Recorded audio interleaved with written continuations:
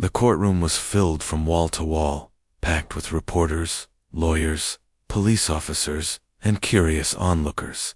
The air felt heavy, thick with judgment and tension. Cameras clicked softly, flashes of light breaking the uneasy silence as everyone waited for the trial to begin. At the front of the room, under the harsh glare of the lights, a man sat at the defendant's table. His suit was wrinkled, his hands trembling slightly as he tried to keep them still on the wooden surface.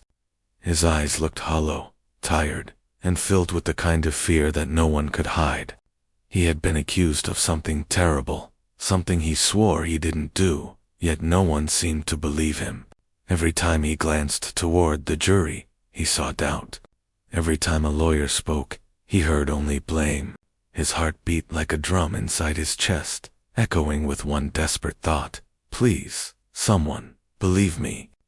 Across the courtroom, sitting in the first row behind the rail, was his daughter, a small girl no older than 7. Her hair was tied neatly into 2 little braids, and she sat beside her aunt, her feet not even touching the floor.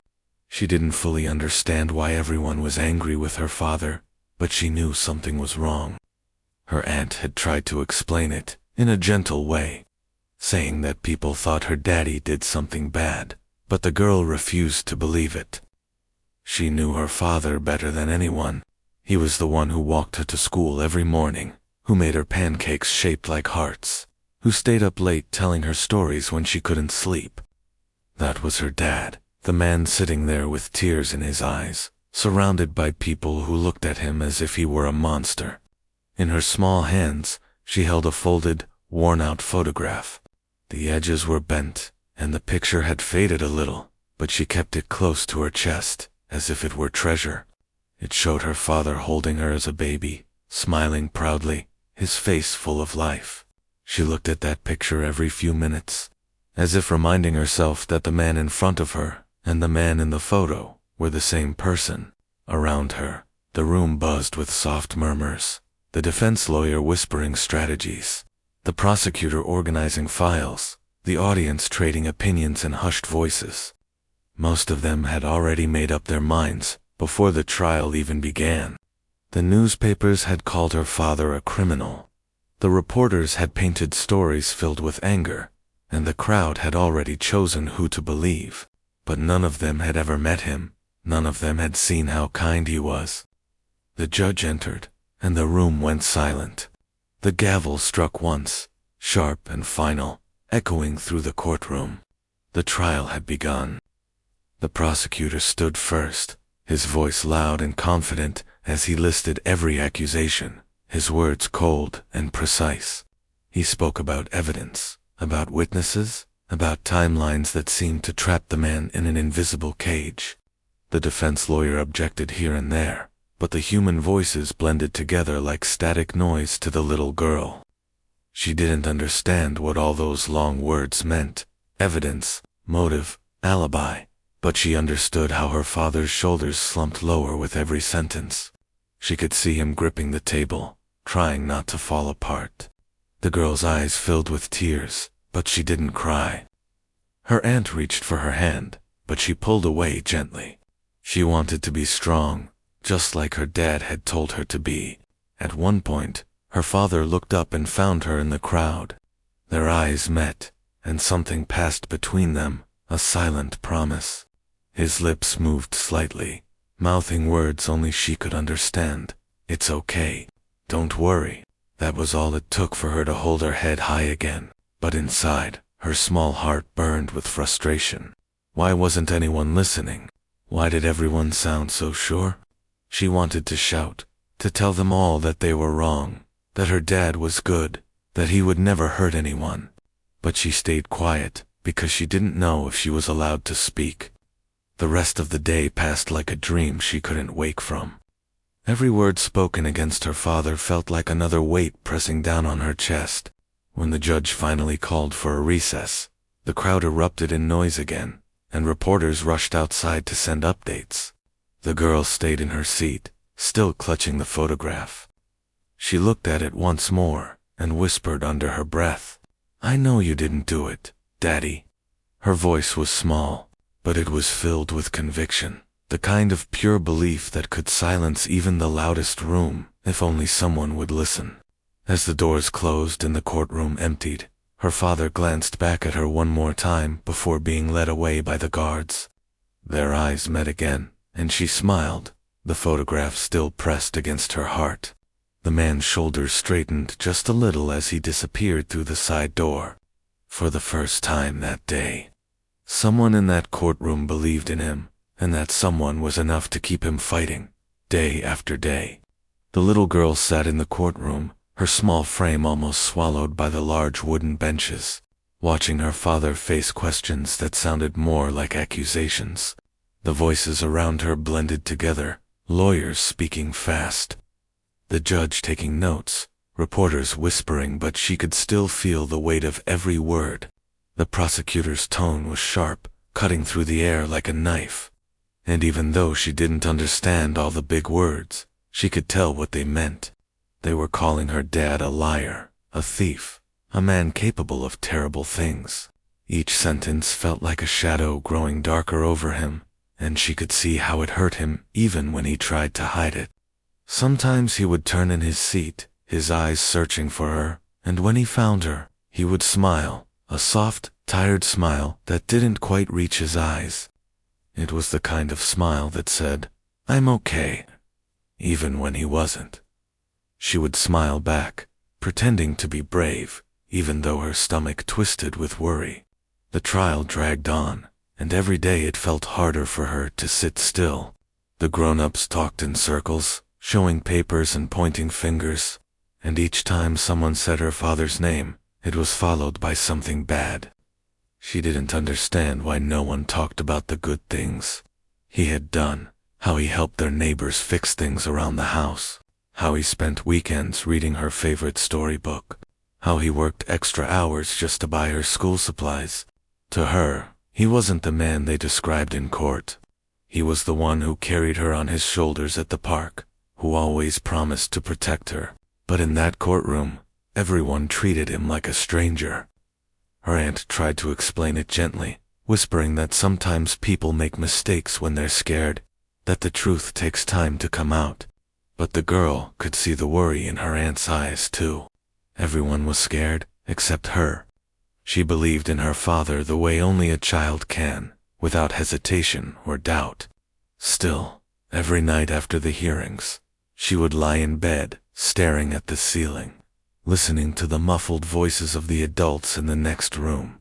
They spoke in low tones, thinking she couldn't hear, saying things like the evidence looks bad and it doesn't look good for him. The words sank deep into her heart. One night, she couldn't sleep. The house was quiet, except for the ticking clock and the hum of the street lights outside. She climbed out of bed and went to her little desk by the window. Her drawing book sat there, filled with crayon sketches of her dad smiling, holding her hand, or fixing her bike. She turned to a blank page and picked up her pencil. Her hands shook a little, but she started to write anyway. The words came slowly, unevenly, some letters too big, others crooked, but they were honest, more honest than anything said in that courtroom. My dad is good. My dad is kind. My dad didn't hurt anyone. When she finished, she looked at what she had written. The pencil marks were light, her spelling not perfect, but the message was clear. It was her truth, the truth no one else seemed to say. She tore the page out carefully and held it to her chest. In her small heart, she made a decision. She didn't know how courtrooms worked, but she knew one thing for sure. The judge was the one who made the final choice. If she could just get this note to him, maybe he would understand. Maybe he would see what she saw when she looked at her father. She slipped the note into her backpack, hiding it between her school books, and crawled back into bed. For the first time in days, she felt calm. The moonlight spilled across her face, and she whispered softly into the dark, "I'll help you, Daddy, I promise." She didn't know what the next day would bring, but deep down she believed that the truth, her truth, had to matter. Somewhere between her innocence and her love, she found the kind of courage no one had taught her. And as the city slept outside, A little girl with a paper note and a heart full of faith decided she would do something no one expected. She would stand up and make them all listen. The final day of the trial arrived, and the courtroom felt colder than ever. The air was thick with silence, the kind that presses against your chest and makes it hard to breathe. The man at the defendant's table sat still, his hands folded tightly together. His face was pale, his eyes fixed on the table in front of him. Weeks of waiting, hoping, and defending himself had worn him down. Across the room, his daughter sat on the bench beside her aunt, her small fingers gripping the note she had written days ago. She had kept it safe the whole time, folded neatly inside her pocket, waiting for the right moment, though she didn't know when that would come. Now, as the prosecutor spoke his final words, his voice echoing through the courtroom, she could feel her heart pounding so loudly it almost drowned out his speech. The prosecutor's words were sharp and final, each sentence meant to convince everyone that her father was guilty. He spoke about facts, evidence, and intent. Words the little girl didn't fully understand, but hated the sound of. Her father didn't look up. His shoulders seemed smaller than before, his hope fading with every passing second. She could see the pain in his face, the quiet acceptance of a man who had run out of ways to prove his truth. The judge, known for his stern face and strict voice, began flipping through the final papers. The room fell completely silent. The tension felt like a storm about to break. The aunt leaned down to whisper to the girl, telling her to stay quiet and be brave. But the little girl couldn't hold it in anymore. She had watched her father suffer too long. She could feel the note in her pocket burning like a spark. And something deep inside her, a mix of love, fear, and courage, pushed her to stand. Her small chair scraped against the floor, the sound slicing through the silence. Every head in the courtroom turned toward her. The guards frowned, the lawyers paused mid-sentence, and even the judge stopped moving his pen. The little girl's hands shook, but she lifted her chin and shouted with all the strength her tiny voice could gather, "My dad is innocent." Her voice echoed through the room, bouncing off the marble walls. For a moment, no one moved. The guards exchanged looks, unsure what to do. The judge blinked in surprise. Her father turned around, his eyes wide, a look of both fear and love flashing across his face. But the girl didn't stop there. Her words tumbled out, raw and desperate. "You all think he's bad, but he's not," she cried, clutching the note in her trembling hands. "He helps everyone. He saved our neighbor's dog when it was stuck in the fence. He fixes things for people. He reads me bedtime stories every night. He didn't do anything wrong." Tears streamed down her cheeks, but her voice didn't break. Every word came straight from her heart. The courtroom, which had once been filled with whispers and noise, fell into complete silence again. The judge's gavel, the scribbling of pens, the clicking of cameras, everything stopped. The only sound was the soft sobbing of the little girl. She stepped forward, her small shoes tapping softly on the polished floor. One of the guards approached her gently, trying to lead her back to her seat, but she pulled away. "Please listen," she pleaded, her voice cracking. "He's not a bad man. You're all wrong about him." The judge, usually so firm and unmoved, raised a hand to stop the guard. His expression softened for the first time since the trial began. The girl stood there, holding her note out toward him with both hands, her arms shaking. "I wrote this for you," she whispered. "Please read it." Her father looked at her, tears filling his eyes. He wanted to tell her to sit down, to protect her from all of this, but no words came. He could only watch, his heart breaking and swelling all at once. The judge slowly reached out and took the small piece of paper from her hands. He looked at the shaky handwriting, the uneven letters written in pencil. He read the words quietly to himself. "My dad is good. My dad is kind. My dad didn't hurt anyone." When he looked up, his eyes weren't the same. The little girl stood there, her cheeks wet with tears, her chest rising and falling quickly. The silence stretched on, but it wasn't cold anymore. It felt heavy with emotion, with truth that no evidence could match. Everyone in the room, even the lawyers and reporters, seemed to hold their breath. The little girl had done something no one expected. She had broken the wall of fear with innocence. And in that moment, her voice echoed louder than any argument, louder than any piece of proof. It was the sound of pure belief, and it made the whole court tremble.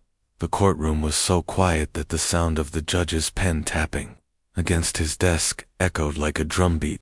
All eyes were fixed on the little girl who stood trembling in the center of the room, holding her small piece of paper. Her hands shook as she clutched the note, but when the judge extended his hand, she walked forward with slow, careful steps. The guards stood back, the lawyers paused mid-breath, and even the cameras stopped clicking. She looked up at the judge, her eyes red from crying but steady with determination. "Please read it," she whispered. The judge took the paper gently, his old hands brushing against the crumpled edges.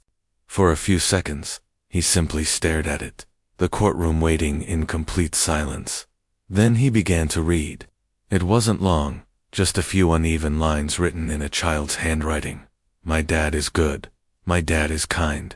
My dad didn't hurt anyone." The words were simple, but they seemed to carry a weight that no evidence had managed to hold throughout the trial. The judge didn't speak right away. His eyes lingered on the note, and when he finally looked up, something in his expression had changed. The room seemed to shift with him. The tension that had hung like a fog began to lift, replaced by something else. Uncertainty. The prosecutor cleared his throat and started to speak, but the judge raised his hand, silencing him. Then, in a calm but firm voice, he asked the defense attorney if there was anything else that had not been reviewed, any piece of evidence left unexplored. The defense lawyer, who had been sitting quietly, suddenly sat up straighter. The courage of the little girl had sparked something inside him, a reminder that his client deserved one last chance to be heard. He stood and asked for permission to re-examine the case files and the timeline of events, even if it was just for a few minutes. The judge agreed. Papers were shuffled, documents passed back and forth, the tension rebuilding, but in a new way. No longer one of hopelessness, but of fragile hope. The defense lawyer began pointing out inconsistencies. "Your Honor," he said, his voice steady. "The witness who claimed to see my client at the scene gave a timeline that doesn't match the recorded footage. The timestamps don't align."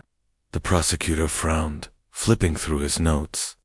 Then the defense lawyer continued, his voice growing stronger. "And this security tape, it was played once, early in the trial, but the playback speed was never verified. Watch carefully."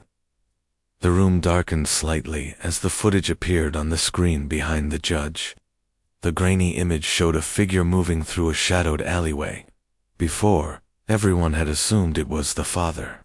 But now, as the frame by playback was slowed down, details began to emerge. The man in the video was shorter, his posture different, his clothes not matching the ones the defendant had been wearing that day. A murmur rippled through the courtroom. The prosecutor's confident expression faltered. The defense lawyer pressed on. "The truth was there all along," he said quietly. "It was just hidden behind mistakes. Mistakes we didn't question because we were too sure of what we wanted to believe." The judge leaned back in his chair, deep in thought. He glanced at the man sitting at the defendant's table, the father who had barely moved throughout the entire trial. Now, tears welled in the man's eyes as he dared to hope. The judge called for a short recess, allowing the lawyers to verify the findings. When they returned, the atmosphere had completely changed. The evidence no longer pointed toward guilt. It pointed toward someone else, a co-worker who had disappeared right after the crime, whose name had been buried under confusion and oversight. The judge's voice broke the silence. "This court finds that the defendant is not guilty." For a heartbeat, no one moved. Then a sound, not a cheer, but a sharp gasp, filled the room. The man buried his face in his hands. the weight of weeks of fear and shame breaking free in quiet sobs. The guards unlocked his cuffs, and for the first time, he stood not as a criminal, but as a free man. The little girl didn't wait for permission. She ran across the courtroom, her small shoes clapping against the floor, and threw her arms around him.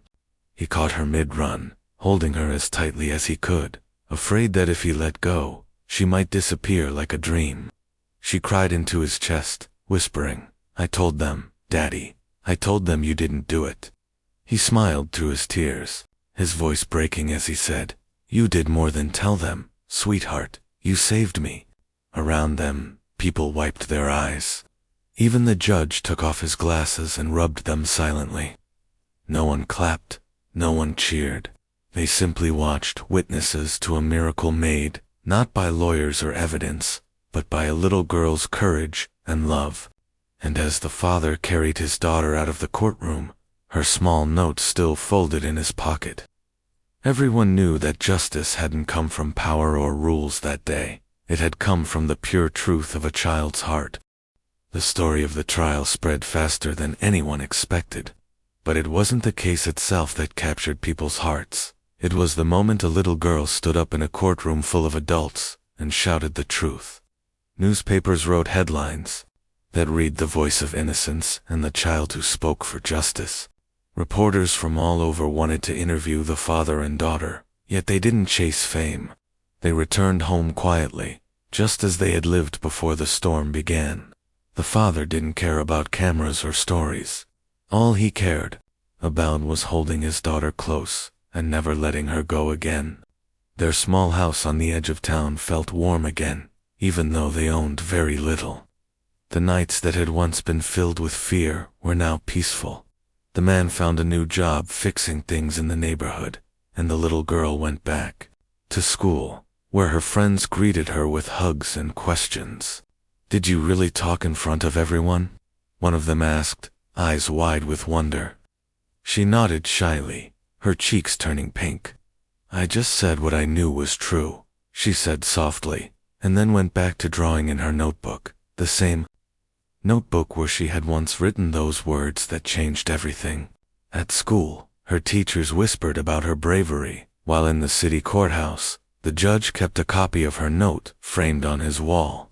When asked about it by journalists, he said, "Her words reminded me that justice isn't only found in evidence and law books. Sometimes, it's found in honesty spoken from the heart." People admired his words, but, for the little girl, it was never about being brave. It was about love, the kind that doesn't need courage, because it simply refuses to stay silent when someone you care about is hurting. At home, the father still struggled to sleep some nights. The memory of the courtroom, the harsh lights, the accusing stares, they haunted him, but then he would hear the soft footsteps of his daughter coming into his room, holding her stuffed toy, asking if she could stay with him. He'd smile and lift her onto the bed, wrapping an arm around her as she nestled against him. "You saved me, sweetheart," he would whisper every night, and she would always answer the same way, her voice sleepy but sure. "No, Daddy, I just told the truth." Those simple words became a promise between them, a reminder that the world could doubt, accuse, and twist facts, but it could never defeat the truth of love. On quiet evenings, the father would sit on the porch with his coffee, watching his daughter play in the yard. Sometimes neighbors stopped by to greet them or to bring food.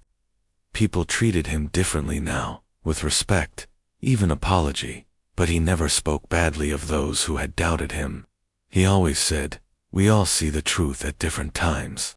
Inside the house, on a small wooden shelf, lay the folded note she had written, now kept inside a clear glass frame.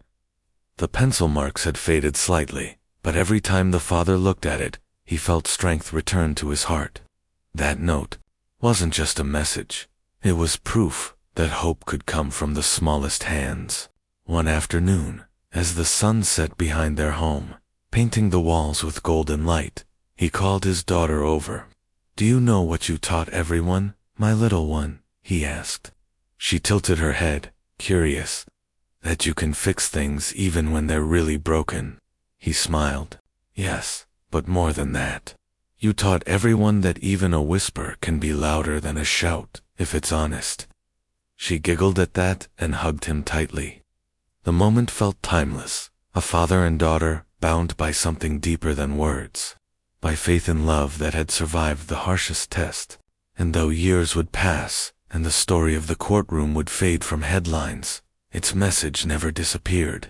Somewhere, in small classrooms and busy offices, people still spoke of the little girl who made justice listen. But for her and her father, it was never about being remembered. Their victory wasn't written in history books, it was written in the quiet peace they shared each night before bed. In that small home, with creaking floors and flickering lights, they found a happiness stronger than any fame or wealth. Because at the end of it all, one thing was clear: sometimes, the smallest voice, spoken with love and truth, can hold the greatest power of all.